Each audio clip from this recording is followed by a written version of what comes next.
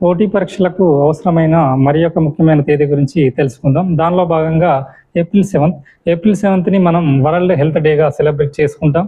ఇందుకు గల కారణం 1948 ఏప్రిల్ 7న వరల్డ్ హెల్త్ ఆర్గనైజేషన్ని ఏర్పాటు చేయడం జరిగింది. దీని హెడ్ క్వార్టర్స్ స్విట్జర్లాండ్లోని జెనీవాలో కలదు.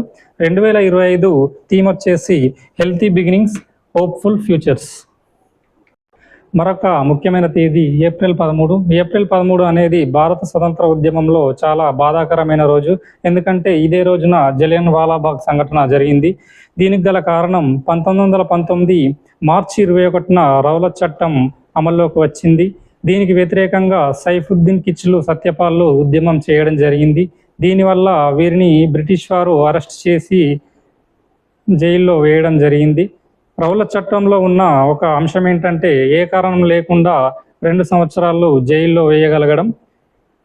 వీరి అరెస్టుకు వ్యతిరేకంగా అమృత్సర్లోని జలియన్వాలాబాగ్లో 1919 ఏప్రిల్ 13న రోజు ఒక సమావేశం నిర్వహిస్తారు. దాదాపు 25,000 మంది దీనికి హాజరవుతారు.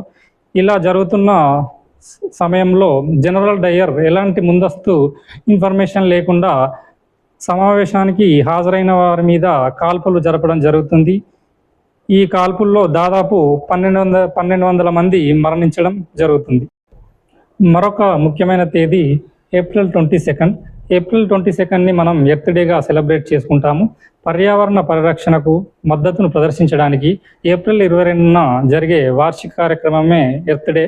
మొదటిసారిగా 1970 ఏప్రిల్ 22న ఎర్త్ డేను సెలబ్రేట్ చేయడం జరిగింది. 2025 థీమ్ వచ్చేసి అవర్ పవర్, అవర్ ప్లానెట్. మరొక ముఖ్యమైన తేదీ ఏప్రిల్ 24. ఏప్రిల్ 24ను మనం జాతీయ పంచాయతీరాజ్ దినోత్సవంగా సెలబ్రేట్ చేసుకుంటాము. 1993లో 73వ రాజ్యాంగ సవరణ చట్టం ద్వారా పంచాయతీరాజ్ రాజ్యాంగబద్ధం చేయబడింది. ఏప్రిల్ 24, 1993లో ఈ చట్టం అమల్లోకి వచ్చింది. 2010లో అప్పటి ప్రధాని శ్రీ మన్మోహన్ సింగ్ గారు ఏప్రిల్ 24ని జాతీయ పంచాయతీరాజ్ దినోత్సవంగా ప్రకటించడం జరిగింది.